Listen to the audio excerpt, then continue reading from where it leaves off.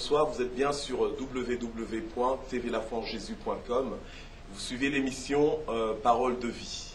Je suis le pasteur Michel Mouyembe et aujourd'hui nous avons des invités spéciaux, très particuliers dans mon cœur, que je vais vous présenter tout à l'heure. Nous avons la sœur Esther Toto, l'épouse du pasteur Camille Toto, qui nous vient donc de la RDC au Congo. Bonsoir et bienvenue. Merci, bonsoir à vous, pasteur. Bonsoir. Je vais vous demander simplement de vous joindre à moi pour prier, remettre ce moment entre les mains du Seigneur, afin que le Seigneur puisse bénir ce moment et bénir tous nos téléspectateurs aussi. Amen. Afin que ce moment soit un moment d'édification, un moment d'instruction, un moment d'encouragement pour le peuple de Dieu qui nous suit. Seigneur notre Dieu, nous te remercions parce que tu as rendu cette émission possible. Et nous te prions vraiment de bénir la conversation que nous allons avoir. Nous te prions, Seigneur, de bénir aussi tes serviteurs, le couple pastoral Toto. Vraiment, merci pour l'opportunité que tu nous donnes aujourd'hui de les avoir sur le plateau de Parole de vie. Vraiment, bénis tous les téléspectateurs qui vont nous suivre ce soir et dans les jours à venir, et que vraiment que toute la gloire monte vers toi, au nom de Jésus-Christ. Amen. Voilà. Donc ce soir, j'ai invité le couple pastoral Toto afin de discuter avec eux, de m'entretenir avec eux, de savoir comment est-ce que le Seigneur a touché leur cœur et comment est-ce qu'ils servent le Seigneur et quel est l'impact aussi de leur message. Donc je vais m'adresser premièrement peut-être à ma sœur Esther. Donc, vous demandez, tiens, sœur Esther, depuis combien de temps en fait vous connaissez le Seigneur? Depuis juillet 1998. 1998, ok. Ouais. Donc ça fait à peu près combien d'années alors? 98, ça fait 24 ans. 24 ans, hein. Waouh, ça va vite. Hein. C'est incroyable. Oui. Vous savez, pasteur, quand j'ai rencontré le Seigneur et que j'ai donné ma vie à Jésus-Christ, jamais je m'étais imaginé que ça pourrait devenir une vie, en fait. Ah bon? J'ai cru que c'était juste accepté avec la bouche, et puis à cette époque-là, les choses étaient tellement très strictes. Il y avait tellement de vous ne pouvez pas faire ceci, vous ne pouvez pas faire cela, que je m'étais dit, est-ce que ça sera vraiment possible? Est-ce que ce sera possible? Mais quand je regarde maintenant 24 ans en arrière, je me dis, quelle vie extraordinaire. Wow. Je ne peux rien regretter, et je regrette d'ailleurs les années que j'ai passées sans le Seigneur avant cela. Donc c'est merveilleux. Wow. Et vous êtes venu au Seigneur comment en fait? En fait, je suis venue au Seigneur. Vous connaissez ma sœur Julie Tchenda. C'est au travers d'elle. Une émission de vous à moi sur le même plateau. Exactement. Sur tvlafoinjesus.com. Exactement. Cet été-là, de juillet 98, Julie était revenue en vacances après de longues années d'absence au Congo. Elle est venue en vacances et elle a demandé à ma mère que je puisse venir habiter avec elle. Pourquoi elle a demandé à ma mère? C'est qu'à cette époque-là, j'avais été chassée de la maison et je n'habitais plus avec la famille et j'avais une vie vraiment très difficile, sans Dieu. Oui, c'est pour ça que vous avez été chassé de la maison. En fait. Oui, exactement. Okay, on peut s'imaginer alors. Oui, non, vous ne pouvez pas vous imaginer. J'avais une vie vraiment très compliquée, très difficile. J'étais une enfant très difficile. Et ma petite sœur, donc Julie, a demandé la permission que je vienne pendant la période où elle était en vacances à Kinshasa. Et là, moi, je ne l'avais plus vue depuis 3 ans à cette époque-là. Or, quelques années auparavant, je m'étais fait une détermination que mes frères et sœurs, nous deviendrons, en grandissant, les Jackson 5. Ok. Et pourquoi? donc j'apprenais. Vous êtes chanteuse aussi, vous chantez? Parce qu'on chantait et je voulais que mes frères et sœurs aussi chantent, dansent. Alors je les entraînais à chanter et à danser parce que je me faisais dans la tête une idée fixe qu'on deviendrait un jour célèbre. D'accord. Donc j'apprends par là que vous avez des talents de danseuse et de chanteuse alors. Bon, à une époque. Parce que maintenant les temps ont changé. Les temps ont changé. Et ce qui s'est passé, c'est qu'à ce moment-là, quand Julie est rentrée à la maison, chaque soir, quelque chose m'a frappé. C'est que nous partagions la même chambre. D'accord. Et le soir, après notre toilette, je trouvais ma petite sœur à genoux en train de prier. Alors je me demandais, j'étais devenue bouddhiste entre-temps. Ah bon? Oui, oui, j'étais devenue bouddhiste. Wow. Et chaque soir, je la voyais à genoux, à côté du lit, en train de prier. Okay. Alors, étant bouddhiste, je me rappelais, ah oui, c'est vrai, c'est le soir, il faut quand même faire une petite méditation. Et je faisais ma méditation, je me retournais vers elle, elle était toujours en train de prier. Je m'endormais, je me réveillais, elle était toujours à genoux en train de prier. Wow. Alors je commençais à me demander, qu'est-ce qu'elle peut bien dire aussi longtemps à genoux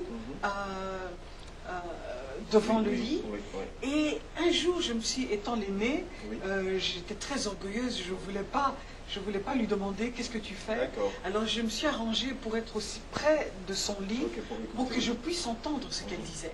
Et un soir donc, je l'entends dire, elle prie au Seigneur pour toutes les personnes qu'on avait rencontrées ce jour-là. Okay. Elle priait au Seigneur pour tellement de choses. Wow. Alors ça m'a réconfortée, je me suis dit, oui, il faut prier pour tout le monde entier, Oui. donc je comprends que ça prend autant prend de autant temps, de temps. et ça m'a... Oui, d'accord. Et j'ai compris que donc c'est ce qu'elle fait, je suis rassurée. Ce matin-là, le domestique entre dans notre chambre et il fait... il déplace quelque chose par inadvertance. Okay. Et je me fâche parce que j'étais quelqu'un de très colérique et je le frappe. C'est un vieil homme. Ah, wow. Je le frappe et il tombe. Et ma petite sœur était là. Elle m'a regardée et elle m'a dit, Esther, Jésus t'aime. Il n'a jamais voulu que tu sois si malheureuse. Et elle est sortie avec le domestique. Et ces paroles m'ont paralysée là où j'étais. Pendant quelques secondes, je n'ai pas compris pourquoi elle avait dit ces mots-là et pourquoi ça me paralysait autant. Je suis descendue, je me suis un peu ressaisie et je suis descendue pour prendre le déjeuner. Et là, je la trouve avec un ami. Et cet ami avait une Bible à la main. Il s'appelle Jean-Pierre Ziani, il est pasteur aujourd'hui. Et là, il discute et je lui dis, mais qu'est-ce qui t'est arrivé? Tu es devenu témoin de Jéhovah ou quoi? Et il me dit, non, j'ai rencontré Jésus et il a changé ma vie. Alors, je dis, de quoi tu parles? Et il le dit avec tellement de conviction et d'excitement. Et je me tourne vers lui, je lui dis, tu blagues ou quoi? Comment est-ce que tu peux rencontrer Jésus qui puisse changer ta vie? Et ma petite sœur me regarde et elle me dit, c'est ce que je t'ai dit tout à l'heure. Jésus a un plan pour toi. Il peut changer ta vie. Alors je me suis dit, non, je veux un peu entendre un peu plus en détail qu'est-ce que vous voulez dire par là. Nous sommes remontés à notre appartement et là, Jean-Pierre m'a raconté ce qui venait de lui arriver quelques jours auparavant, comment il a reçu le Seigneur Jésus-Christ au travers d'une campagne publique, une campagne d'évangélisation. Et à ce même moment, quand il a terminé, ma petite sœur m'a dit, aujourd'hui, ta vie peut changer. Amen. Si tu te mets à genoux et que tu demandes au Seigneur d'entrer dans ta vie, tu verras que ta vie ne sera plus jamais la même. Amen. Amen. Et je l'ai regardé comme pour lui dire, tu sais à qui tu parles? Wow. Tu es en train de me donner des instructions, moi, Oui, ta grande sœur. Et là, elle n'a pas fait cas de mon regard méchant. Elle s'est mise à chanter, elle a fermé les yeux et elle a commencé à chanter cette chanson, telle que je suis sans rien à moi, sinon ton sang versé pour moi. Et je me suis retrouvée à genoux dans cette chambre et j'ai vu devant moi défiler ma vie et réaliser combien j'étais triste, combien j'étais malheureuse et combien j'avais besoin de ce sauveur dont il venait de me parler.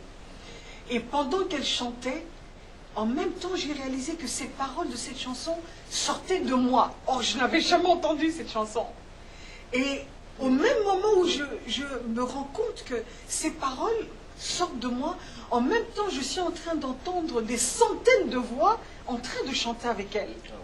Et au même moment, tout ça se passe au même moment, j'ai l'impression que il y a une multitude de gens dans cette chambre. Et je ne savais pas que j'étais en train de vider mon âme. Je ne savais pas que j'étais en train de pleurer, que j'étais par terre. Wow. On est entré dans cette chambre le Eh matin, ben. nous sommes ressortis en début d'après-midi. Wow. Et à partir de ce jour-là, ma vie Gloire n'a au plus Seigneur. jamais été la même. Amen, amen. Voilà. Gloire à Dieu, merci La beaucoup. petite histoire pour ma petite Gloire sœur à Dieu. Julie. Oui, que Dieu la bénisse. Oui, oui, Dieu la vraiment. bénisse. Sans elle, Femme de cœur, femme bien. de prière et Évangéliste. Waouh, gloire à Dieu, gloire à Dieu. Non, c'est vraiment une bénédiction Oui, qu'elle serve le Seigneur de cette façon et que vous aussi, depuis lors, exactement. Ouais. c'est incroyable. On va en parler tout à l'heure. D'accord. Pasteur, et vous? Comment est-ce que vous avez connu le Seigneur? Eh bien, l'histoire de ma vie a changé en 2000, en juin 2000, où pour la première fois, j'ai pris cette décision de recevoir Jésus dans ma vie comme mon Seigneur et mon Sauveur. D'accord. En fait, je suis issu d'une famille de 2 garçons et 2 filles. Et à l'époque, évidemment, en grandissant, j'étais l'enfant le plus difficile des 4. Au point que les parents se posaient la question de savoir, bon, qu'est-ce qui va devenir de celui-ci? Parce que les autres, on a quand même une petite idée, il semble suivre les normes, il respecte les instructions et tout ça, mais celui-là semble turbulent, il rentre tard, il ne respecte pas les normes à la maison, il semble s'adonner à tout un tas de choses qui sont peu recommandables. Oui. Et voilà, et à l'école, j'avais tendance à influencer, à entraîner un grand nombre de personnes dans des jeux, dans des activités, des sorties et tout ça. Et un jour, Mais de bonnes pas toujours de bonnes. Il y avait des bonnes, mais il y avait plus de mauvaises que de bonnes. Ok, Voilà. d'accord. Et donc, je rencontre... Quelqu'un d'influence. oui, quelqu'un d'influence, de manière tout à fait naturelle, et même en grandissant en Belgique, parce qu'on a passé quelques années en Belgique, où je me retrouvais dans des écoles où mes frères et moi étions pratiquement les seuls étrangers, congolais, de peau noire, si vous voulez. Mais au milieu de cet environnement, il m'arrivait de conduire toute une cour de récréation dans des jeux et tout ça. J'avais beaucoup d'amis belges, évidemment. Mais c'était le leadership. Ben voilà. On va y arriver. Le leadership était là, mais je ne savais pas. Je ne savais pas. Et voilà qu'un jour, je rencontre une de mes amies qui me parle de Jésus. Mais ce qu'il y avait de particulier dans ce qu'elle disait sur Jésus, j'avais comme l'impression qu'elle venait d'avoir un entretien avec lui. Or, pour moi, Jésus, oui, pour moi, Jésus, c'était le Dieu éloigné dans les cieux qui vous frappe quand vous faites une bêtise, ou le petit enfant Jésus qu'on nous présente à Noël. Mais les deux extrêmes. Les deux extrêmes. Mais comment peut-elle me parler d'une personne comme si elle avait eu un entretien avec elle? Ce Jésus-là, je ne connaissais pas. Alors évidemment, mes parents à l'époque m'avaient mis en garde aussi contre ces soi-disant prieurs, ces soi-disant personnes qui méditent la parole de Dieu, qui passent du matin au soir à parler des langues étranges. Ils disaient attention parce que les gens sont devenus fous en s'engageant dans ce genre de voie. Alors faites attention. Alors bon, évidemment, j'avais mes réserves. Mais cette sœur me remettra une petite brochure qu'on appelle les 4 lois spirituelles. Et sachant que j'étais plutôt adonné à ce qui est intellectuel, la lecture et tout ça, et que si elle se mettait à parler en langue, j'allais dire écoutez, ça c'est pas pour moi, elle m'a remis cette petite brochure. Je suis rentré à la maison et j'étais assez curieux de savoir qu'est-ce qu'il y avait dans la brochure.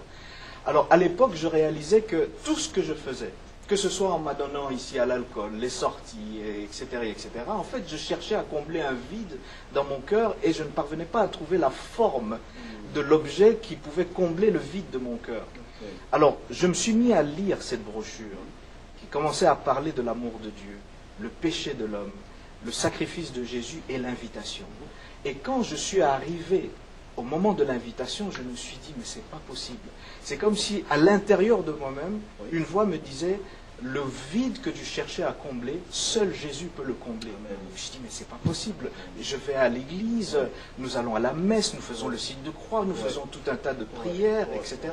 Mais comment est-ce que maintenant, on me dit, et cette voix semble très claire pour dire que, en fait, Jésus est la personne que tu cherchais dans tout ce que tu faisais auparavant. Et là, seul pasteur dans ma chambre, la prière était écrite, eh bien j'ai fait la prière d'acceptation. Il a fallu un temps entre... Chacun son histoire. Absolument. Il a fallu un temps entre la marche avec Christ et le moment où j'avais accepté le Seigneur. Mais comme le Seigneur est le maître des temps et des circonstances, il a fait en sorte qu'après mon acceptation, au fait que j'ai accepté Jésus comme Seigneur et Sauveur, il a orchestré les événements pour que je me retrouve dans un groupe de jeunes qui étaient très engagés, qui croyaient en Jésus-Christ, remplis du Saint-Esprit, qui évangélisaient. Et c'était appelé Christian Club. Christian Club du pasteur Charles Yangou. À l'époque, ceux qui ont grandi à Rigini et les environs connaissent un groupe qui a vraiment secoué ces lieux, à Rigini, Lemba, Mongafula, on se rendait des fois même à Binza. Et voilà, je me suis engagé et très rapidement, j'ai commencé à conduire la louange, l'adoration. Très rapidement, j'ai commencé à enseigner. Et en fait, beaucoup de choses étaient en moi. Et je dois vous dire, les premières fois que je recevais l'invitation pour aller me rendre et prier avec ces jeunes, je refusais.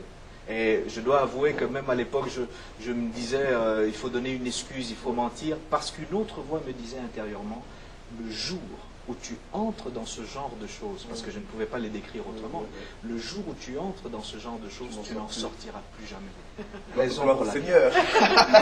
Raison pour laquelle j'essayais d'éviter à tout prix de m'engager, parce que quelque chose me disait, tu vas y entrer, tu ne vas plus jamais en sortir. Eh bien, c'était vrai. C'était vrai, depuis que je me suis engagé dans le Christian Club, eh bien, c'était le début de ma croissance spirituelle, et de là, évidemment, servir le Seigneur. Je ne pouvais plus voir mon avenir en dehors de Christ. Voilà un petit peu la petite histoire. Donc ça fait 12 ans alors? Ça fait 22 ans maintenant. 22 ans. Ça fait 22 ans maintenant. Ouais. Voilà. Moi, ça fait 34. 22. Bon, on ne va pas entrer dans les mathématiques, mais ça fait Mais en tout cas, ça fait suffisamment d'années. Ça fait suffisamment d'années pour être amoureux du Seigneur et de le servir corps et âme, sans relâche, avec beaucoup d'enthousiasme. Vous savez, l'une des choses qui m'a empêché de m'engager au Seigneur, c'est qu'effectivement, comme Esther l'a dit tout à l'heure, on me présentait un Christ qui avait plus de négatif que de positif. C'est-à-dire, on me disait tout ce que... Ah ben oui. On me disait tout ce que je ne pourrais plus faire en étant soi-disant chrétien. Je m'appelais chrétien, mais quand on me parlait d'être engagé, c'était deux choses différentes. D'être disciple de Christ, c'était deux choses différentes. Et on me disait, bon voilà, tu pourras plus boire, tu pourras plus sortir, tu pourras plus faire ça. Je dis, bah, écoutez, je suis encore jeune quand même. S'il faut ne plus faire toutes ces choses, qu'est-ce que je vais faire? Comment je vais vivre? Jusqu'au moment où finalement, quand je regardais dans cette brochure, c'est comme si... En fait, on m'avait présenté tout ce qu'il y avait de négatif à ne pas faire, mais on ne m'a pas dit toutes les possibilités qu'il y avait. En fait, la vraie joie, j'ai découvert qu'elle était en Jésus. Amen. La vraie prospérité, le vrai bonheur, les progrès, même intellectuels, moraux, spirituels, en fait, ils sont en Jésus-Christ. Et je crois, pasteur, que nous devrions faire un grand effort lorsque nous présentons l'Évangile, à faire comprendre spécialement à la génération présente que leur véritable épanouissement se trouve en Jésus-Christ. C'est lui le Créateur, il connaît chacun des aspects de leur vie et il a un plan pour chacun d'entre eux et il faut leur présenter qu'en fait vous cherchez l'épanouissement dans la boisson, dans l'alcool, dans les sorties, mais en Jésus-Christ vous avez la vraie satisfaction qui n'a besoin d'aucun rajout pour être complète. Et donc voilà quoi. Et qu'en fait que la vie en Christ ne fait pas pitié quoi en fait. Elle ne fait pas au contraire, c'est la vie par excellence. Exactement. Bah, écoutez, aujourd'hui il y a un grand message où beaucoup de serviteurs de Dieu sont en train de parler de l'épanouissement sur le plan économique et financier. Et à l'époque, évidemment, l'idée qu'on se faisait des serviteurs de Dieu, des pasteurs, des évangélistes, des prophètes, que sais-je encore, l'idée qu'on se faisait, c'était des gens qui avaient raté dans tous les autres domaines et qui, comme ils avaient raté partout ailleurs, eh bien, il leur suffisait de mémoriser un ou deux passages bibliques et voilà, ils se retrouvaient pasteurs du jour au lendemain. Et l'image qu'on se faisait de ces serviteurs de Dieu, c'était les pauvres, les démunis qui ne vivaient que des offrandes ou de l'aumône, de la gentillesse de quelqu'un. Mais ce que nous ne parvenions pas à comprendre, que c'était la même Bible qui parlait de Jean chapitre 10, verset 10. Je suis venu afin que mes brebis aient la vie et la vie en abondance. C'est la même Bible qui dit qu'il faut que tu prospères à tous égards comme prospère l'état de ton âme. Je ne vais pas aller dans les extrêmes, évidemment, pour dire que si vous ne prospérez pas, c'est que vous êtes pécheur. Je ne vais pas aller dans ces extrêmes-là. Mais à l'époque, c'est vrai que j'ai traversé des moments, sur le point de vue économique, très difficiles. Je me souviens qu'à un certain moment donné... Ce n'est pas parce qu'on est dans le Seigneur que la vie est rose non plus. Pas nécessairement. Que c'est tout le temps, pas nécessairement. Que tout va tout le temps bien. Non, pas nécessairement. Et je voudrais dire que des fois, il y a des épreuves. Oui. Et les épreuves sont permises et orchestrées par Dieu, parce que retenez ceci, l'épreuve vous rend plus fort si elle ne vous tue pas. Et donc cette épreuve que Dieu permet dans votre vie, c'est pour vous permettre justement de grandir, de croître dans un échelon supérieur. Et vous pouvez constater que généralement le type de défi auquel vous faites face démontre le type d'avenir que Dieu vous réserve. Amen. Vous voyez, vous avez un petit David. Redis-le encore, parce qu'il y a peut-être quelqu'un qui n'a pas entendu. Le type de défi auquel vous faites face peut révéler le type d'avenir que Dieu vous réserve. Amen. Voyez-vous, un serviteur de Dieu comme David, à qui Dieu réservait la royauté d'Israël, il allait devenir le standard, c'est-à-dire la norme avec laquelle Dieu allait mesurer tous les autres rois qui allaient le succéder. Eh bien, David ne pouvait pas simplement faire face au lion, ni à l'ours. Il a fallu qu'il fasse face, exactement, à un géant dont la taille le dépassait de 3 ou 4 fois et qui avait une expérience de guerre supérieure, qui avait une armure qui effrayait tout le monde, jusqu'à ce que toute l'armée d'Israël soit complètement paralysée. Alors, qu'est-ce qu'un petit berger peut faire face à un guerrier expérimenté? Eh bien, la taille de l'épreuve révélait la taille de l'avenir que Dieu était en train de réserver. Et c'est la raison pour laquelle je voudrais dire aussi en passant, pasteur, s'il y a quelqu'un qui nous suit, qui est découragé et qui pense que sa vie n'est faite que d'une succession d'échecs, d'épreuves, de défis, de challenges et de difficultés, eh bien de ne pas te décourager. Il y a beaucoup de gens dans la parole de Dieu, regardez Joseph, qui lui n'avait absolument rien fait de mal, si ce n'est de partager sa vision. J'ai entendu certains serviteurs de Dieu dire que voilà, Joseph est orgueilleux parce qu'il a partagé sa vision. Je n'irai pas jusqu'à blâmer Joseph, mais je suis conscient qu'il a traversé des situations qui, si on les racontait aujourd'hui, quelqu'un dirait non, il doit certainement avoir péché quelque part. Il n'est certainement pas en ordre avec Dieu. Exactement. Mais lorsque Dieu l'a fait passer de la prison au palais, parce que retenez qu'il y a eu 5 étapes avec des P dans la vie de Joseph.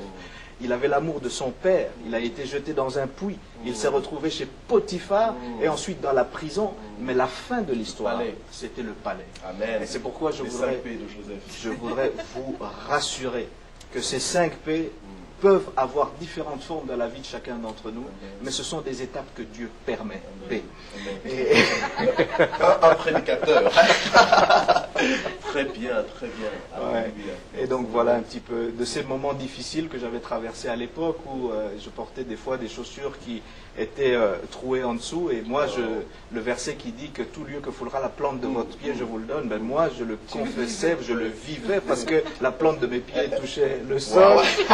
Je devais faire attention, pasteur, quand je louais le Seigneur, je devais faire attention de ne pas lever mes mains trop haut parce que ma chemise était toujours en dehors de mon pantalon, et à l'arrière de mon pantalon il y avait des trous d'aération, des climatiseurs que je ne pouvais pas exposer en un moment de louange et adoration. Regardez ce que le Seigneur a fait aujourd'hui. Regardez ce que le Seigneur a fait aujourd'hui. Et les mêmes amis qui me décourageaient à l'époque, en me disant mais Camille, vraiment, est-ce que c'est le type de vie que tu vas vivre? Ta Bible sous les aisselles et tout ça, c'est à ça que tu penses que tu es appelé?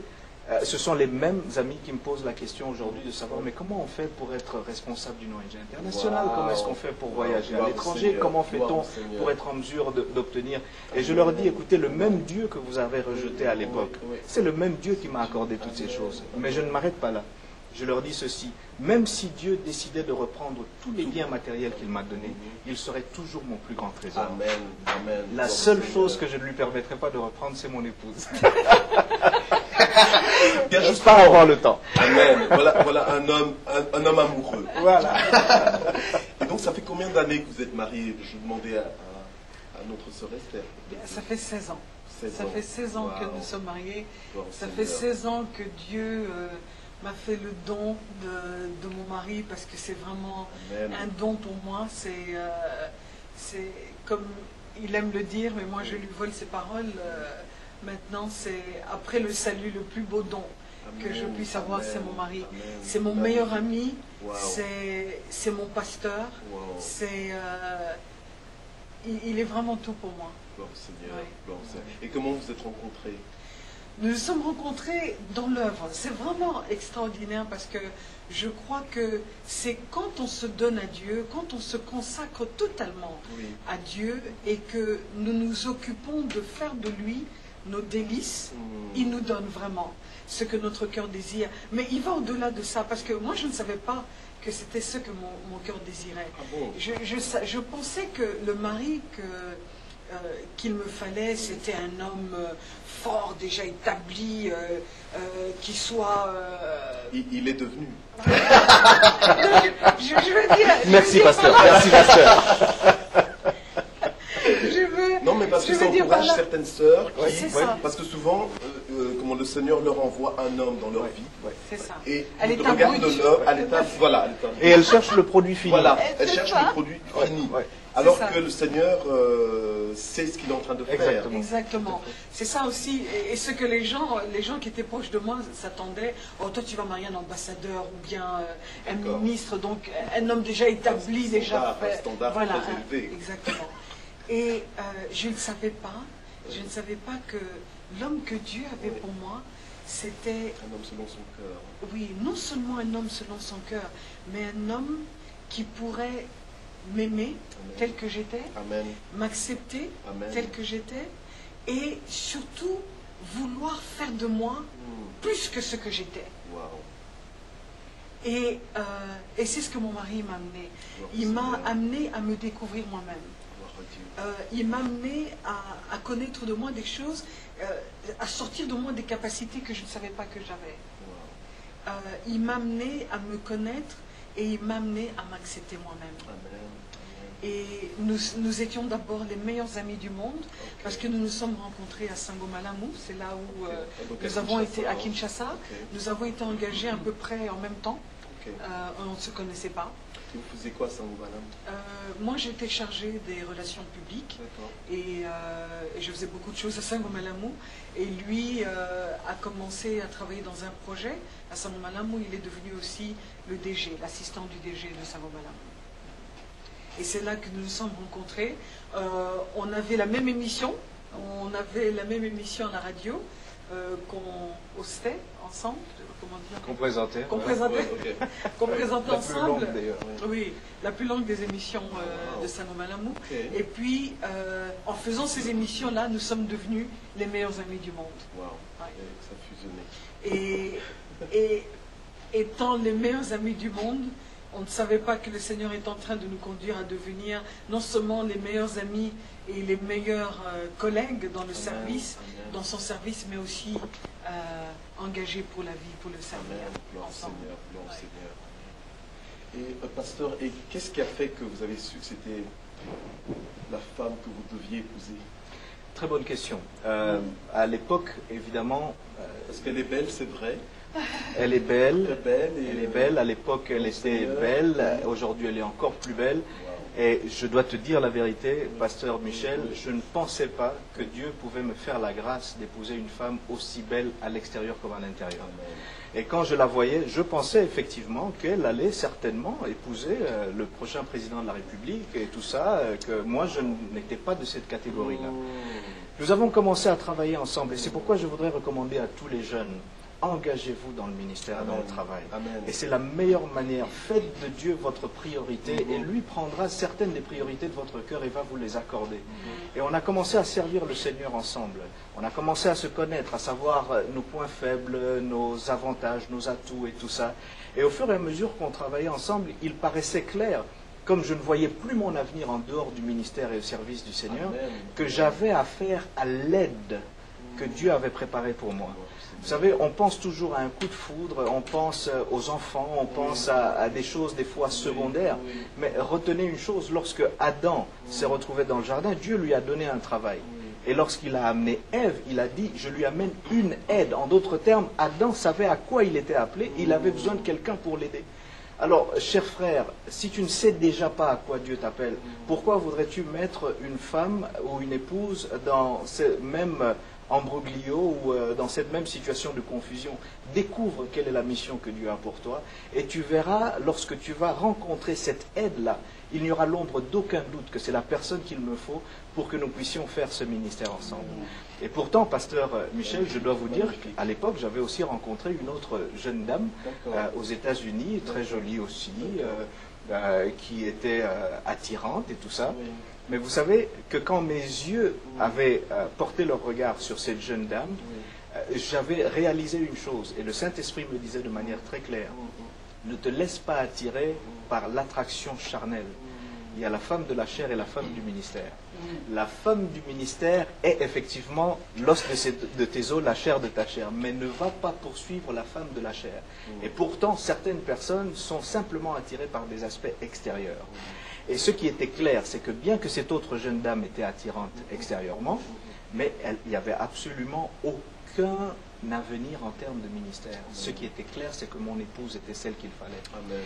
Et je vais vous rajouter un autre élément, il y avait tellement d'obstacles pour cette union. L'un des obstacles, c'est que en grandissant, il y a des membres de famille qui nous disaient, je suis du Bas-Congo, hein, des membres de famille qui nous disaient, Toto, voilà, vous pouvez épouser une fille de n'importe quelle tribu au Congo, mais pas du Bas-Congo. De préférence, épousez et mariez-vous dans notre tribu, mais n'épousez jamais quelqu'un de la tribu d'où elle vient. C'est une juive du Congo. Une juive du Congo. Donc, elle est Bouloma. Alors, certaines personnes nous disaient ça, et voilà que, au moment du choix, eh bien, c'était la personne que mon cœur avait choisie, que je savais que Dieu avait mis dans ma destinée. Et je n'ai jamais, jamais regretté ce choix. Aujourd'hui, je suis l'homme le plus heureux. Elle a dit tout à l'heure que j'ai pu sortir en elle ce qu'elle ne savait pas qu'elle avait. En fait, c'est le message de notre vie. Pasteur Michel, il y a une certaine colère lorsque je regarde quelqu'un qui pourrait vivre à un certain niveau, mais qui a décidé, il pourrait être au grenier, mais il est en train de vivre dans la cave de sa vie, c'est-à-dire il utilise son potentiel à moins de 5%. Lorsque nous sommes partis aux études à l'étranger, aux États-Unis, mon épouse ne voulait pas remplir les papiers de demande de bourse pour elle, parce qu'elle estimait que l'école et elle, c'était deux personnes différentes. Si elle entre dans une salle, l'école sort, et si l'école entre dans une salle, elle devait sortir. Pourquoi? Parce qu'on lui avait logé dans sa tête des paroles négatives. Tu n'es pas intelligent, tu ne peux pas réussir à l'école, etc., etc. Et comme nous étions mariés, j'ai dit à mon épouse, tu vas aussi remplir les papiers. Et elle me dit, mais tu comprends pas chérie, voilà, moi je ne peux pas. Et j'ai dit, écoute, si les gens t'ont fait penser ces choses que tu as crues aujourd'hui, si la foi vient de ce qu'on entend, eh bien il faut que ta foi soit bâtie sur ce que moi, ton mari, vais te dire maintenant. Non seulement nous allons aller aux études, mais tu vas réussir, tu vas briller, tu seras la première. Eh bien je vous présente la première de sa promotion dans un contexte où l'anglais n'était pas notre première langue, notre langue maternelle, mais elle a réussi avec brio. C'est pourquoi je voudrais encore dire, Pasteur Michel, avec votre permission, s'il y a quelqu'un qui est là en train de nous suivre en ce moment, on t'a logé des paroles négatives dans ta tête et tu y as cru, que tu ne réussiras jamais, tu n'iras nulle part, que tu n'es pas fait pour réussir, etc., etc. Permets-moi de te dire aujourd'hui que Dieu n'a jamais crié d'échec. En d'autres termes, si tu acceptes que tu es un échec, ça veut dire que ton Créateur a échoué en te créant. Or, Dieu ne sait pas ce que c'est l'échec. Dieu ne fait que des réussites. Et s'il t'a créé, c'est non seulement en tant que réussite, mais c'est pour que tu puisses réussir. Alors, je veux que ces paroles puissent être logées dans ta tête. Tu peux être la tête et non la queue, le premier et non le dernier. En fait, c'est ce à quoi tu es destiné. Faut-il encore que tu te mettes sur le même diapason que ton Créateur? Parce que ton Créateur, en te créant, avait un avenir prospère pour toi. Amen. Gloire au Seigneur. Gloire au Seigneur. Amen. Et donc, vous bâtissez votre vie vraiment sur la Bible, quoi. Bibliquement. Parce que je vois que vous êtes... ce que je perçois comme message, c'est que vous êtes vraiment des chrétiens authentiques. Que tout, c'est par rapport à Dieu. Absolument, absolument, Pasteur Michel. Vous savez, c'est très facile aujourd'hui de simplement adopter certains versets bibliques et puis de dire des choses qui peuvent plaire aux oreilles, mais c'est difficile de suivre la parole de Dieu d'un autre côté. Je vous donne une petite anecdote. Aujourd'hui, vous nous avez dit que nous sommes basés en RDC. Ben, écoutez, nous n'avons pas toujours été à l'est de la République, à Goma. Vous êtes à l'est. Nous sommes à Goma, au cœur de là où vous savez qu'il y a beaucoup d'agitation. Et nous sommes arrivés là en partant de la Californie, là où nous avions terminé nos études. Et pour raconter un petit peu l'histoire, eh bien, on est tombé sur un email un jour. Mon épouse a reçu un email qui parlait de la situation à l'est du pays. Et ce qui nous choquait, c'est qu'on avait été à Kinshasa. Là, nous étions aux États-Unis. Vous étiez aux États-Unis. Nous étions aux États-Unis. Elle reçoit un email qui parle de la situation à l'est du pays. Et nous savons qu'il y a la guerre. Nous savons qu'il y a des problèmes, mais nous sommes choqués par le nombre d'atrocités qui se développent là. Les femmes violées, les gens qui sont brûlés vifs, qui sont tués, etc., etc. Actuellement. Et ça continue. Et ça continue. Et vous en êtes des témoins. Nous en sommes des témoins. Nous avons l'occasion de parler avec certaines victimes. Et donc, nous nous retrouvons là avec ce email et on ne sait pas quoi faire. On se dit, mais c'est pas possible. On savait qu'il y avait la guerre, mais on ne savait pas qu'il y avait ce type d'atrocité. Et puis, ce que mon épouse fait, c'est qu'elle prend le email et puis elle le partage avec des supporters, des amis, des partenaires de prière. Et un professeur nous répond en disant, mais Esther, vous nous avez partagé ça, mais que devons-nous faire? C'était un professeur à l'université où nous allions à Vanguard University. Et pour nous, la question que le professeur nous posait, c'était comme si Dieu nous disait, maintenant que vous savez, qu'allez-vous faire? C'est pourquoi ne négligez jamais le type d'information auquel vous faites face. Il peut arriver qu'une information soit simplement quelque chose que vous devez savoir, mais il peut arriver que Dieu vous donne une information parce qu'il veut que vous fassiez partie de la solution. C'était le cas de Néhémie. Néhémie entend ce qui se passe chez lui, la destruction de la muraille de Jérusalem, et ce n'était pas pour lui une simple information, ça devait être en fait une impulsion, ça devait être ce qui devait l'amener à passer à l'action. Alors on partage, ce professeur nous pose la question, et puis tout ce qu'on pouvait lui répondre, c'est bon, pour l'instant, puisqu'on ne connaît personne à Goma, on n'a jamais été à l'est du pays, tout ce qu'on peut faire maintenant, c'est prier. Mais vous savez, notre Dieu est merveilleux. Il est effectivement le maître des temps et des circonstances. Quelques mois plus tard, une organisation nous parle de son souhait de commencer une activité à l'est du pays. Nous refusons la première fois parce que nous savons qu'il y a la guerre. Nous refusons la seconde fois. Et la troisième fois, avant que nous puissions donner la réponse, parce qu'il nous posait tout le temps la question, nous assistons à un séminaire, une conférence, où le prédicateur est en train de parler de notre rôle d'ambassadeur. Vous voyez, tout le monde voulait qu'elle épouse un ambassadeur. Voilà. De notre rôle chrétien en tant qu'ambassadeur. Et il nous dit ceci. L'ambassadeur, lorsqu'il est envoyé dans un pays, est envoyé par le chef d'État et il doit rencontrer l'autorité suprême de ce pays. L'ambassadeur est pris en charge. L'endroit où il habite est considéré comme une terre internationale, en fait, représentation du lieu que son pays a envoyé. Donc si quelqu'un venait à entrer par effraction, en fait, il a fait une infraction diplomatique internationale. En plus de cela, l'ambassadeur est pris en charge par le pays qui l'envoie. Enfin, c'est comme ça dans la plupart des pays organisés. Il est pris en charge par le pays qui l'envoie. Idéalement. Ses enfants sont mis à l'école, il est nourri, logé, vêtu, etc., etc. La seule chose dont l'ambassadeur doit se préoccuper, c'est de savoir qu'est-ce qu'il y a dans la tête du chef d'État qui l'a envoyé, ou du roi qui l'a envoyé. Et c'est la raison pour laquelle nous avions compris que dans Matthieu 6, lorsque Dieu dit « Préoccupez-vous premièrement du royaume des cieux, recherchez premièrement le royaume des cieux et sa justice, et tout le reste vous sera donné du surcroît », on a compris pourquoi Paul nous parle dans 2 Corinthiens 5 du rôle de l'ambassadeur. En fait, on doit se préoccuper de savoir qu'est-ce qu'il y a dans la tête de notre Dieu, qu'est-ce qui se passe dans le royaume des cieux, que devons-nous faire sur terre, comment pouvons-nous faire en sorte que la culture du ciel puisse envahir la terre. Et donc, quand on a écouté ce message, la troisième fois que cette organisation nous appelle, on dit, écoutez, oui, d'accord, on va venir, on voudrait savoir quelle est la vision de votre organisation et nous sommes prêts. Et quand nous avons fait le déplacement, parce qu'ils étaient à un autre endroit de la Californie, on a été les voir, on a rencontré le visionnaire, il nous a partagé la vision, et on s'est dit, mais ça c'est incroyable, c'est exactement le type d'activité qu'on aurait voulu faire lorsque nous déciderions de rentrer au pays. Excusez-moi, mais vous êtes allé aux États-Unis faire des études? Des études, on a passé. Quel type d'études en fait? Moi j'ai. Pourquoi? Voilà, nous avons fait des études. Là encore, c'était sous la direction du Seigneur parce que franchement, l'Occident ne nous intéressait plus. Elle et moi avons vécu un peu en Belgique. Nous avions à l'époque aussi déjà visité les États-Unis et franchement, l'Occident ne nous intéressait pas tellement en termes d'endroits pour rester vivre. Nous pensions que nous étions plus utiles. C'est pas mal quand même. Et nous étions dans un très bel endroit en Californie du Sud où vraiment très affluent, très riche, etc., etc. Et donc nous sommes allés aux études. J'ai décroché une licence en études pastorales, théologie et aussi études interculturelles. J'ai fait des études interculturelles et de communication. Et puis j'ai été plus loin, j'ai eu une maîtrise en leadership. Et donc voilà, au terme maintenant de nos études, c'est à ce moment-là que je suis en train de parler de tous ces événements. On rencontre le visionnaire, il nous parle de tout ça et on lui met 3 conditions. On dit, écoutez, nous sommes d'accord de travailler avec vous. Mais en étudiant aux États-Unis, nous avons accumulé certaines dettes pour payer les livres, etc., etc. Ça coûte cher. Numéro 2, je travaille, j'étais encore en train de finir ma thèse. Et puis troisièmement, on se disait, mais on aimerait quand même voir Goma, l'Est du pays, à quoi ça ressemble avant de prendre une décision finale. Il nous demande de sortir. On n'avait jamais été. Aucun contact. On ne parle pas la langue. Et maintenant, vous parlez Swahili ou pas? Kidogo. On continue à apprendre. Très bien. Alors donc, il nous demande de sortir de la réunion du conseil d'administration et puis il nous ramène à l'intérieur et puis ils nous disent, écoutez, vous avez dit que vous aimeriez couvrir les dettes que vous avez accumulées pour les études et tout ça.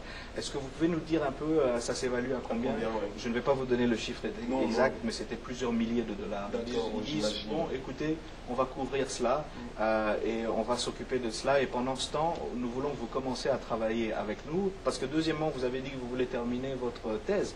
Ben écoutez, on va vous permettre de terminer votre thèse et on va vous payer à temps plein comme si vous travailliez pour nous pendant que vous terminez votre thèse. Wow. Troisièmement, vous avez parlé que vous aimeriez, vous nous avez dit que vous aimeriez... Ça c'est les États-Unis, bien c'est Dieu. Ça c'est Dieu. Ça c'est Dieu. Parce qu'à ce moment-là, Pasteur Michel, oui. à ce moment-là, il nous revient en tête l'enseignement de l'ambassadeur. En fait, Dieu est en train de nous dire, ne vous avais-je pas dit Amen. que si vous faites de moi vos délices, je vous donnerai ce que votre cœur désire. Si vous recherchez premièrement le royaume des cieux, toute chose vous sera donnée de surcroît. Ne vous avais-je pas dit que si je vous envoie quelque part, la protection, la sécurité, la prospérité, c'est à moi de la garantir. Donc en fait, pour revenir en arrière, pour ceux qui nous suivent, entre autres, parce que peut-être qu'il y a des gens qui nous suivent et qui vivent actuellement ce que vous avez vécu à l'époque, donc ils sentent un appel, ils se disent, mais tiens, j'ai quand même besoin de formation, mais je ne sais pas très bien où est-ce que ça va me mener, mais je sais que Dieu m'appelle à aller prendre des cours. Donc c'est ce que vous avez fait, en fait. Vous avez été aux États-Unis, vous avez pris des cours, et puis là, le Seigneur vous a conduit plus loin. Tout à fait. Il nous a conduit à cause de votre obéissance. Tout à fait. Okay. Tout à fait. Et à l'époque, les amis que nous avions, parce que nous avons commencé une église à Los Angeles avec certains amis et un pasteur qui continue à œuvrer là-bas, beaucoup de gens ne comprenaient pas pourquoi va-t-on quitter la Californie pour aller dans un lieu en 2005 où il y a la guerre. Et ils nous disaient, mais on est préoccupé par votre sécurité, on est préoccupé, comment est-ce que vous allez être? Rassurez-vous d'une chose. Vous n'aviez pas peur? Il y avait eu quand même des hésitations au départ. Mais après, nous avons compris une chose. Vous ne serez heureux que si vous êtes à l'endroit où Dieu vous veut, Amen. faisant ce que Dieu veut que vous fassiez, au moment où il veut que vous fassiez. Vous le fassiez. Mais vous ne vous êtes pas dit, mais pourquoi nous? Au départ, c'était quand même assez étrange parce que c'était un endroit où on n'avait jamais été. Mais dans le fin fond de nos cœurs, c'était une conviction. C'était une conviction que c'est là que nous devions être, que nous ne pouvions être heureux et épanouis que là où Dieu nous voulait. Et tous les deux, vous ressentiez cette conviction dans la même intensité? Je la ressentais, elle la ressentait, mais je ne saurais pas mesurer l'intensité de l'un et l'autre. Je sais qu'il y avait cette conviction. Oui. Je crois que moi, j'avais pris ça un peu plus personnellement, parce que le fait d'avoir entendu parler des femmes et des enfants qui se faisaient violer, etc., ça a été quelque chose de très personnel et très révoltant. Et je me suis dit, ça ne peut pas se faire. Il y a quelque chose que je peux faire pour arrêter ça. Donc c'était devenu une rage de pouvoir faire quelque chose pour que ça s'arrête. Donc c'était personnel, c'était vraiment personnel. Et aussi, je dois dire qu'à ce moment-là, c'est comme si, depuis qu'on était venus aux États-Unis, quand nous avions quitté le Congo, Sangomalamu, nous n'avions pas envie de quitter Sangomalamu. Nous avons quitté Sangomalamu au moment où tout allait bien. Tout allait bien, et on avait tellement de travail à faire, et on aimait ce qu'on faisait. Comment est-ce que vous avez quitté alors? Parce que à cette même époque, le gouvernement avait décidé que les personnes qui travaillaient dans les médias devaient avoir la qualification pour y travailler. Parce qu'il y avait beaucoup de gens qui avaient travaillé, qui avaient étudié dans l'école des médias à Kinshasa, mais qui étaient sans travail. Et il n'y avait pas beaucoup de radio et de télévision à cette époque-là. Alors, c'était une forme de loi qui était sortie. Alors là, nous nous sommes sentis menacés et nous nous sommes dit, mais étudions. Pourtant, vous aviez quand même la plus longue émission. Exactement. Et nous étions nombreux, dans le même cas, nous étions tous en tout cas des passionnés des médias, et particulièrement des médias chrétiens, mais nous n'avions pas tous la qualification pour pouvoir faire ce que nous faisions. Et nous nous sommes dit à ce moment-là, peut-être c'est le moment d'aller étudier et de revenir avec la qualification. Et pourquoi les États-Unis en fait? Parce que ça aurait pu être ailleurs. Oui, en effet. C'était juste un concours de circonstances parce que on se disait aussi, bon, les médias sont plus développés aux États-Unis. Oui. Et comme on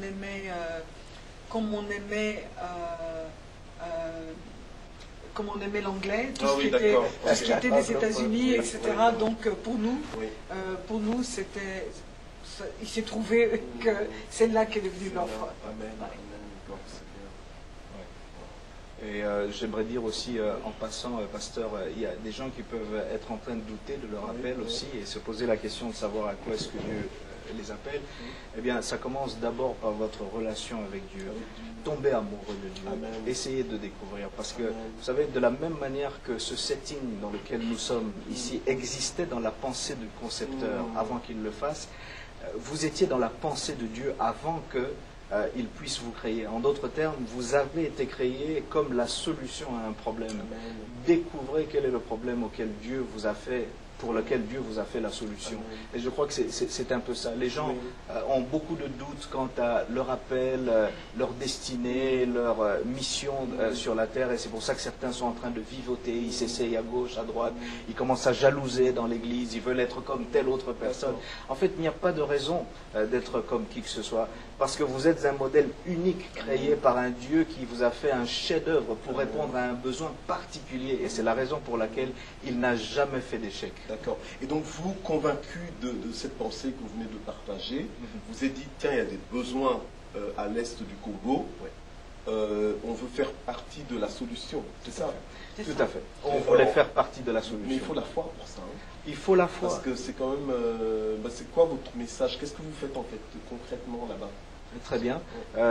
Nous avons un grand nombre d'activités. Nous avons mis sur pied une organisation qu'on appelle Un Jour Nouveau. Un Jour Nouveau a pour idéal d'amener la culture du ciel sur la terre. Au ciel, il n'y a ni maladie, ni corruption, ni meurtre, ni assassinat, quoi que ce soit.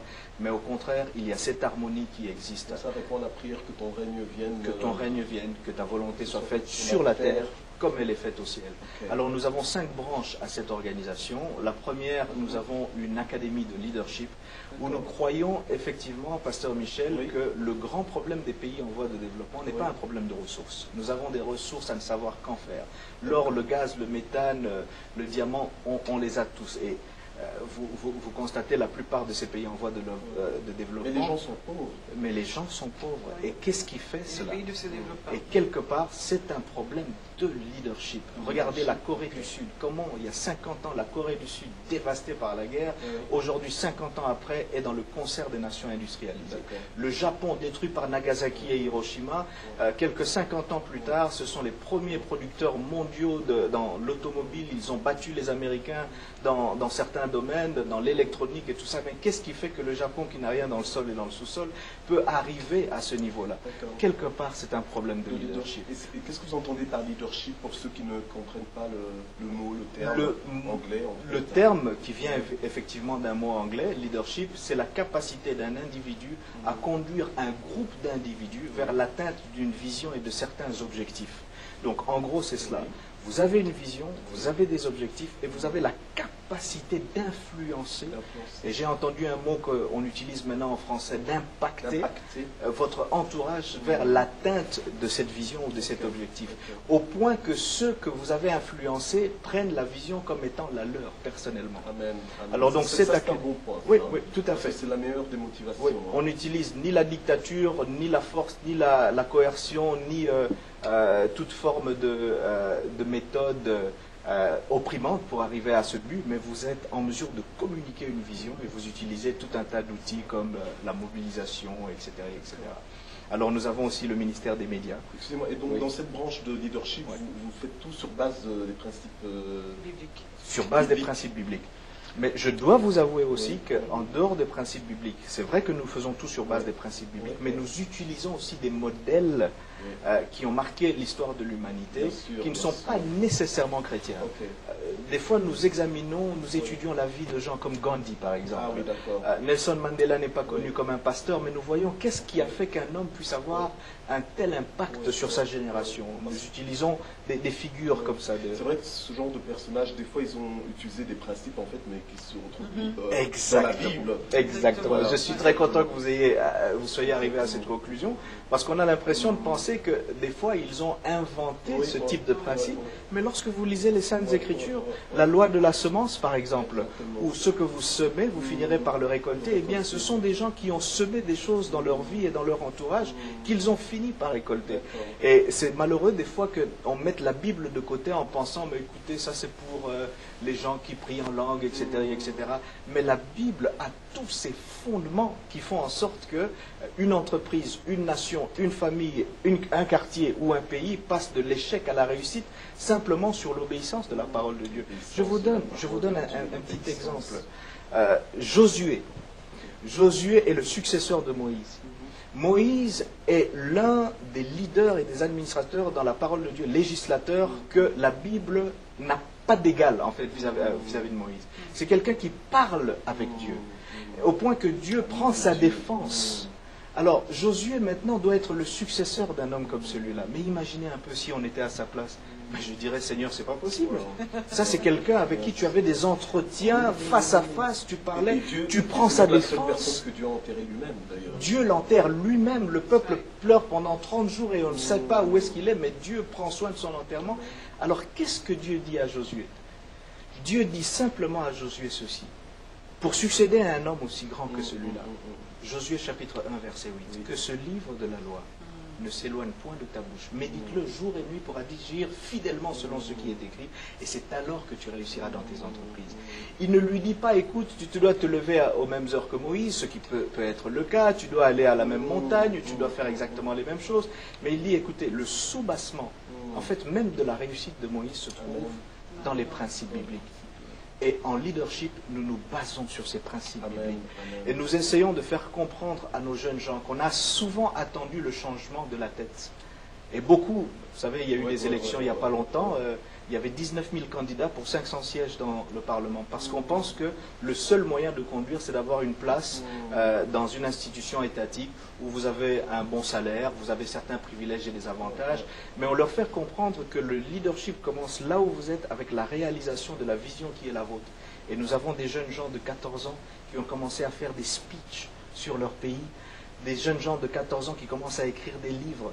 Un jeune homme de 23 ans qui, avec la réalisation de sa responsabilité, a commencé des activités vécues. Au sortir de vos cours de leadership. Absolument, absolument. Et parce que le temps nous manque, on vous aurait partagé certaines de ces réalisations. Il faudra que vous reveniez. Parce que là, c'est clair qu'il y a peu de temps. Voilà, chérie, tu voulais rajouter quelque chose? Oui, je voulais juste rajouter que la formation en leadership est de 4 mois. Okay. Et cette formation en leadership, c'est pour des personnes qui ont quand même une base dans leur éducation. Et c'est ouvert aux femmes, aux hommes, à tout le monde. Amen. Ça, c'est pour notre académie de leadership. Mais même aux enfants de 14 ans. Puisque... Même aux enfants de 14 ans, mais là je vais vous donner la petite histoire après, parce que là c'était une exception. Oui. Nous avons un programme pour les enfants. Ah, d'accord. Nous avons un programme pour les enfants que nous appelons Generation Hope. Okay. Génération Espoir. Ça, c'est une autre de vos branches alors. Ça, c'est la deuxième branche. La deuxième branche qui est Génération Espoir. Okay. Et ça, nous avons des enfants de 5 ans jusqu'à 22 ans. Ah, okay, à 22 ans dans ce programme. Et qu'est-ce qu'on fait dans ce programme? Nous apprenons aux enfants le leadership. Ils ont des leçons d'anglais, de français, et nous faisons le tutoring. Ça veut dire, et nous mettons aussi certains de ces enfants à l'école. Donc nous avons un système de sponsorship où les gens peuvent sponsoriser ces enfants qui sont des orphelins, des anciens enfants soldats et des enfants démunis. Et vos contacts sont sur un site, parce que si jamais il y a des gens qui nous suivent et qui veulent, parce que je sais qu'il y a beaucoup de gens qui aimeraient bien le faire, hein, même si ce n'est pas sur base régulière, mais de temps en temps, de façon ponctuelle, ceci est bienvenu. Nous avons à peu près 250 enfants, mais nous sponsorisons depuis 5 ans seulement une cinquantaine. Okay. C'est des orphelins ou bien c'est des enfants? Il y a de tout. Il y a de tout. Il y a des orphelins, il y a des enfants, qui étaient des anciens militaires, des enfants dont les parents ne peuvent pas prendre soin, des enfants qui étaient dans la rue et que nous plaçons dans certaines familles. Et il y en a 50 que nous payons les études parce que nous attendons d'avoir... Nous avons besoin de sponsors. Et et ça, c'est le programme de nos enfants. Et le tutoring, c'est que Et les un enfants enfant, ça viennent... revient à combien à peu près, enfin, pour le... Oui, pour l'école primaire, Oui, pour l'école primaire, pour combien toute l'année, oui, pour toute combien ça l'année, coûte ça revient à 195. 185 Donc 195 dollars pour toute 195 l'année. dollars. Pour toute Ok, l'année. Pour toute d'accord. l'année. Et ça comprend non seulement l'école, les frais scolaires, mais ça comprend aussi 2 uniformes, 2 paires de chaussures et tout ce dont ils ont besoin, tout le matériel scolaire dont ils ont besoin pour toute l'année. Et pour un enfant qui est à l'école secondaire, ça revient à 240. À 240 dollars pour toute l'année. Okay. Ça, c'est notre sponsoring. Et les enfants viennent à notre centre, parce que nous avons un centre que nous sommes en train de construire. Nous avons déjà fini un bâtiment. Il nous reste encore 3 bâtiments à faire. Et là, les enfants viennent pour pouvoir avoir de l'aide en mathématiques, en français. École de devoirs. C'est ça, c'est ça. Et s'aider mutuellement. Les plus forts aident les plus faibles, etc. Parce que ils mettent en pratique le leadership. Exactement. Parce que le mentorship, est très important. Le disciple-là est très important. Chaque enfant doit aussi avoir ses disciples. Ah bien, ça les responsabilise. Absolument. Absolument. Ils apprennent à être responsables des uns des autres. En fait, nous avons une équipe de football et de basketball aussi dans le ministère des enfants. Pour ne pas t'interrompre, chérie, pasteur, je voulais simplement dire que la méthode que nous utilisons, c'est celle que nous avons copiée de Jésus. Mais bien sûr. Il est investi de la mission de sauver l'humanité. Mais première erreur, il va naître dans une famille pauvre. Deuxième erreur, il n'a même pas d'hôpitaux dans lequel il peut être confortable. Troisième erreur, il attend jusqu'à 30 ans pour commencer son ministère. Quatrième erreur, il choisit parmi ses disciples des gens qui n'ont aucune influence, qui ne sont pas des gouverneurs, des rois, des présidents. Mais tout ce que les... Ah voilà, très bien. Eh bien, c'est ce que j'attendais que vous posiez comme avant question. d'aller trop loin. Eh bien, si un analyste politique, économique ou un stratège était en train d'étudier la méthode qu'a utilisée Jésus, il appellerait ça erreur. Selon ce monde. Selon ce monde. Mais tout ce qui a été appelé erreur selon ce monde a fait en sorte que l'arrivée de Jésus dans ce monde a fait qu'on parle d'avant Jésus et après Jésus. Et ça, c'est le vrai leadership. Ne vivez pas jusqu'à ce que vous soyez en mesure d'avoir un impact où on parlera d'avant vous et d'après vous. Je ne parle pas nécessairement de la popularité. Ce n'est pas nécessairement qu'on cite votre nom, mais que vous arriviez dans un lieu qui était délabré, où il n'y avait aucun espoir. Les choses étaient en état de délabrement et de destruction. Mais votre présence dans cet endroit a fait la distinction. C'est ainsi qu'on parle d'avant Gandhi, après Gandhi, avant Nelson Mandela, après Nelson Mandela. On parle d'avant Martin Luther King, après Martin Luther King. Mais Jésus vient dans ce monde, on parle d'avant Jésus-Christ et après Jésus-Christ. Il prend 12 personnes qui n'avaient aucune influence. Mais aujourd'hui, 2000 ans plus tard, un Muyombe du Bas-Congo comme moi est prêt à mourir pour ce monsieur que je n'ai jamais vu de mes yeux physiques. Qu'est-ce qui vous motive? Qu'est-ce qui a fait que 2000 ans plus tard, regardez l'impact dans l'espace et dans le temps. Ça, c'est le vrai leadership. Et nous commençons avec ces jeunes enfants en disant, écoutez, Jésus n'en avait que... Bon, c'est vrai qu'il y avait les 5000 qu'il a nourris, c'est vrai qu'il y avait les 70, et puis c'est vrai qu'il y avait les 12, et c'est vrai que dans les 12, il y avait les 11, finalement, après la trahison de Jésus. Mais avec ces 11-là, il y a le produit que vous êtes en train de regarder aujourd'hui. Vous voyez en fait le résultat de son leadership qui a eu de l'impact dans l'espace et dans le temps. Et nous voulons enseigner à ces enfants qu'il ne s'agit pas nécessairement de porter un nom spécial ou particulier, ou d'être né, parce que certains d'entre eux pensent que bon voilà, nous sommes nés à l'est du pays, il y a le volcan, il y a les guerres, il y a les maladies, qu'est-ce qu'on peut faire? Si au moins on était né à New York ou à Bruxelles ou à Paris. Souvent c'est un peu le prétexte. C'est ça. Et c'est pour ça que j'ai parlé des erreurs. Où est-ce que Jésus est né? Regardez l'impact qu'il a eu. Et pour vous donner un exemple de nos enfants, Prince est l'un de nos enfants qui a 15 ans aujourd'hui, qui va avoir 15 ans. Prince, nous l'avons connu il y a 5 ans. Il me suivait dans les marchés, etc. Et me demandait, maman, emmène-moi à l'école, paye-moi à l'école. Et je disais, mais Prince, je n'ai pas les moyens. Alors, partout où il me voyait, il me suivait. Il était dans la rue. Quand bien même il a des parents, il faut distinguer les enfants qu'on appelle de la rue et les enfants dans la rue. Oui. Quand même, la rue n'a jamais mis au monde d'enfants, mais on devrait plutôt dire des enfants en rupture familiale. Prince était de ceux-là. Et un jour, Prince m'a suivi dans le marché avec des montures de lunettes qu'il avait fait avec des fils barbelés. Oh, wow. Et il me dit, maman, je veux devenir un ingénieur. Si tu ne me mets pas à l'école, je ne pourrai jamais inventer ce genre de choses.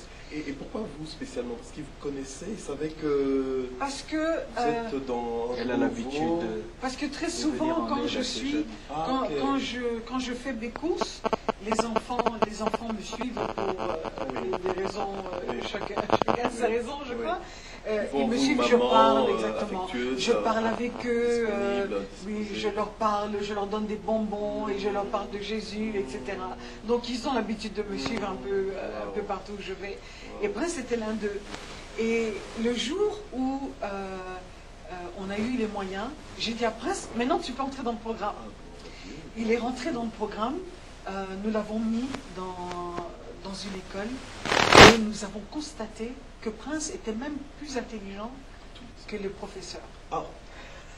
Alors Gloire au Seigneur. nous avons dû mettre Prince dans une école un peu plus avec un meilleur niveau. Ah oui, waouh. Et Prince, comme tous les enfants dans le ministère des enfants, dans le cours de leadership, a dû apprendre l'histoire de Martin Luther King et apprendre par cœur une partie de I Have a Dream speech. Oui, oui, oui. Et a dû présenter ça à la classe. Oui, oui. Le jour de sa présentation, il fait le discours en anglais. Oui. Et En anglais, il a en fait. anglais, oui, Ah, oui. ouais, bien. Et après son discours, je lui dis, Prince, tu as fait un bon travail, tu peux rentrer à ta place. Il reste à sa place et il me dit, This was Martin Luther King's dream. I have a dream for DR Congo. Ah, wow. Et Ce qui veut dire, dire, en français, ça c'était le rêve de Martin Luther King. Oui. J'ai un rêve pour le Congo. Et il sort de sa poche un papier qu'il commence à me lire. Son propre discours, Son propre sa discours. propre vision. Et il dit ceci. I have a dream that one day DR Congo will return to his destiny. I believe deeply that things are going to be different in this rich country. Et il commence, et il dit, et il le dit, j'ai un rêve qu'un jour le Congo va rentrer à sa destinée, parce que je crois fermement que les choses vont être différentes dans ce pays qui est plein de richesses, mais où les enfants sont enlevés pour devenir des soldats, où les femmes et les jeunes filles sont violées et deviennent des prostituées, et certains sont HIV, et il va on and on. Un jour, je vous ferai la copie de ce discours. Et à la fin de ce discours, Prince retourne à sa place. Je suis restée là et je me suis dit, si c'était simplement pour cet enfant que Dieu nous a retirés des États-Unis pour venir ici, ça valait la peine. Et cet enfant, ça fait 3 ans que c'est arrivé, cet enfant veut devenir le président du Congo. Et vous savez quoi? Nous le croyons. Amen. Et nous avons foi en lui. Amen.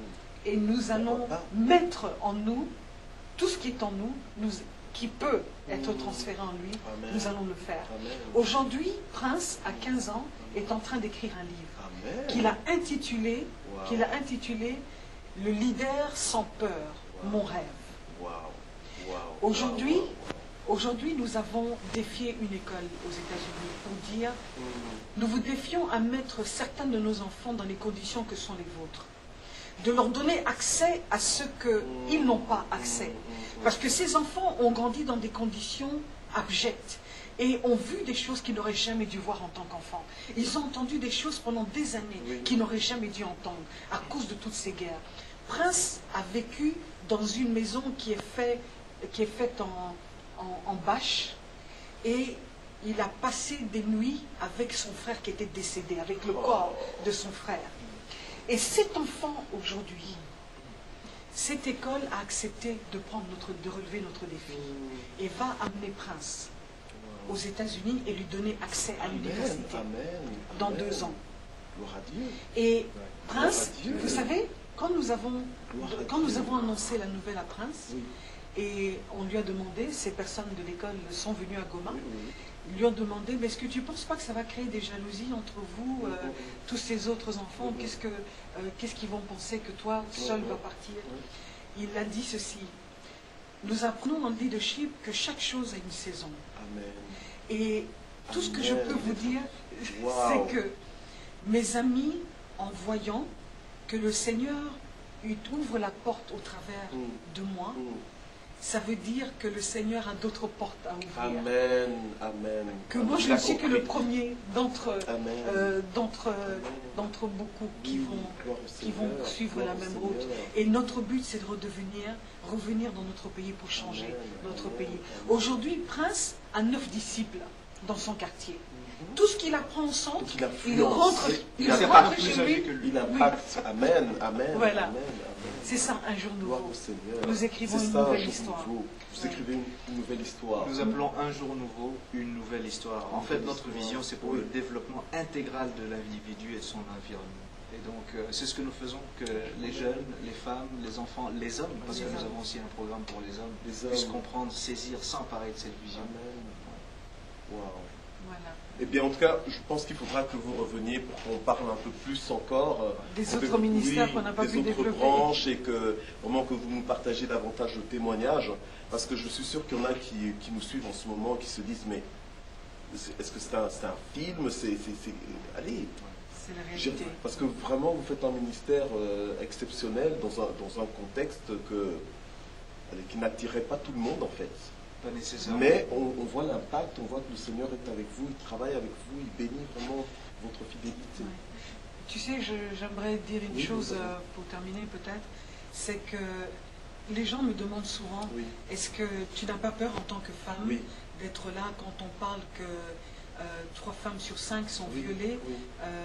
à l'est du pays? Oui. Je dis peur, non. Il m'est arrivé d'avoir peur, oui. Oui. Ça m'est arrivé. Oui. Mais vous savez quoi? Je vis les meilleures années de ma vie. Amen. Parce que pour rien au monde, je changerai Amen. ce que je suis en train de faire Gloire au aujourd'hui. Seigneur. Parce que, à travers du ministère que nous faisons à l'est du pays, j'ai trouvé mon purpose, Ok. ma Oui, destinée. oui. C'est- Votre raison de vivre. Exactement. J'ai trouvé ma raison de vivre et surtout réalisé combien chacun de nous, ce qu'il a, si nous pouvons tout simplement prendre la décision de partager avec quelqu'un d'autre, Amen. c'est tout ce que ça demande. Amen. Parce que les gens ont tellement soif d'attention. Les gens ont tellement soif que quelqu'un les regarde, prennent le temps Oui, de oui, les oui, écouter, oui, oui, prennent le temps d'être tout simplement oui. à côté d'eux. Amen. C'est tout ce que les personnes ont besoin pour réaliser, je suis importante, je peux faire quelque chose aussi. Wow. Et c'est pour ça que on est là. Et c'est là ma joie.